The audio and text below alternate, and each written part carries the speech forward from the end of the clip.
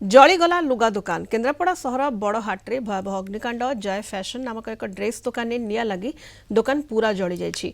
नियारे लक्षाधिक टंकार लुगा पोड़ी पाउंस हो जाइतिबा जणा जाइछि। आज भोर समय लुगा दुकान में निया लगी जाइतिला। स्थानीय लोक यह देखि अग्निशम बाहिनी को खबर देइतिले। अग्निशम बाहिनी पहुंची निया को आयत्त करिसेंति हेले सेतेबेलकु लक्षाधिक टंकार लुगा जली पाउंस हो जाइतिला। सर्ट सर्किट जोगु निया लागितिबा संदेह करा जाउछि।